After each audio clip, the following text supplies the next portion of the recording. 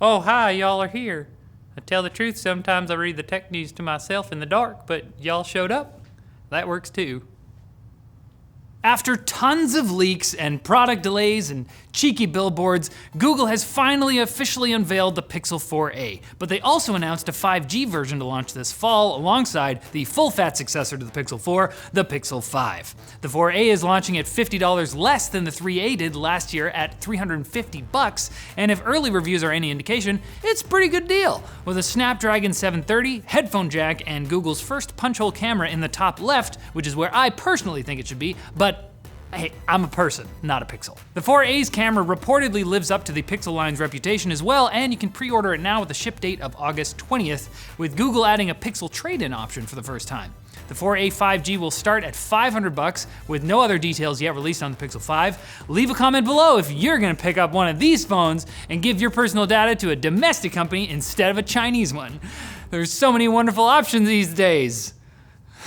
Speaking of Chinese companies, they won't be allowed in the US anymore. That's the vibe that the US government is going with right now, as the ban with which TikTok is currently being threatened is reportedly part of a larger plan targeting Chinese software in general for its risks to national security. President Trump has made good on his threat of forcing TikTok's owner, ByteDance, to sell the app to an American company, giving the Chinese firm 45 days to sell or stop operating in the States. ByteDance has apparently agreed to sell its majority shares in TikTok due to the pressure, with Microsoft confirming that it is in talks to close its acquisition of the video app by September 15th. But is there really a difference between Microsoft buying TikTok and the app getting shut down? I mean, like, hey, I'm not trying to be rude, but like Zune, Windows Phone, Mixer, that racist chatbot, the guys don't have a great track record in making services for the teens. You know, people like me. And Sony has continued its consumer-unfriendly rampage. Okay, not really. They announced that PlayStation 4 DualShock controllers would work on PS5, but only for PS4 games. This is in contrast to Microsoft, who announced that all Xbox One controllers will work just fine with all Xbox Series X games. To be fair though, that's because they're like the same controller. But still, that means that Xbox upgraders won't need to buy a bunch of new controllers, and yeah, Microsoft didn't change the controller because it's already the best, okay? I said it, I'm sorry. But some console fans are also salty because the upcoming Avengers game will get Spiderman as a playable character, but only on PlayStation because Sony is holding onto those Spidey rights tighter than Spidey tights. Am I right?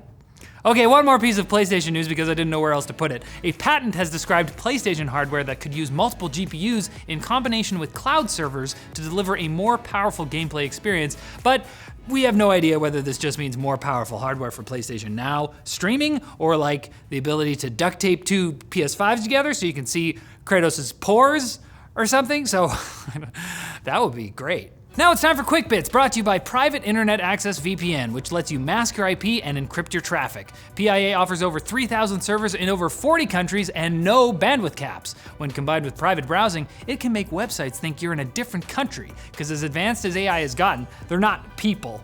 You can connect up to 5 devices at once, whether they be Windows, Mac, Android, iOS, or Linux, and PIA's Mace feature blocks malware and tracking domains. So try it at the link below with a 30-day money-back guarantee. Quick, and I cannot stress this enough, bits.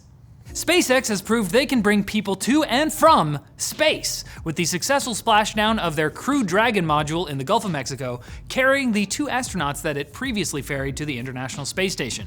Now SpaceX just has to prove that they can keep idiots in boats away from the landing site, which was swarmed by idiots in boats. Intel's sad 2020 continues with a new report from AdoredTV. Taiwanese sources have apparently told the site that Intel is going to axe the Z graphics division in 2023 after the launch of the department's first few products. They further claim that Raja Kaduri will leave the company in the next few months. Now we obviously don't know whether these claims are true or not, but if they are, man, Intel.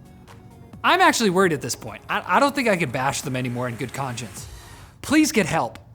Geforce Now is continuing its hero's journey. After losing most of its cool games and then starting to claw them back, like Hercules clawed up the side of that mountainside, in the Disney movie, the platform has now added the ability to sync your Steam library, which will automatically tell you which games that you own are compatible with the streaming service. This is great news, unless scrolling through lists looking for compatible games gives you some kind of masochistic pleasure. I'm not even gonna touch that. Google Pay's got hoop dreams of becoming more than just a payment app. 8 banks have now partnered with the service to offer digital checking and savings accounts in the US. The banks themselves would hold the funds, but you wouldn't need to say, wait in a socially distanced line so you can have a far too long interaction with a clerk. You just use your phone. Because bank robbers can't stick up your Android. They can. They can still rob the bank. Yeah, that's true. Okay, I didn't think about that. And speaking of stealing things, the 17-year-old mastermind behind the great Twitter hack of 2020 was apparently previously caught for stealing Bitcoin and had already amassed a digital fortune of $3 million worth of the cryptocurrency. But he was never charged because he was a minor, even though he was living in his own apartment and driving a BMW 3 Series, which is apparently a good. Is that a good car? It is? Okay, that's a good car. And he started by playing Minecraft. Wow, that's where it starts, guys. Get your kids off, get them playing Fortnite or something.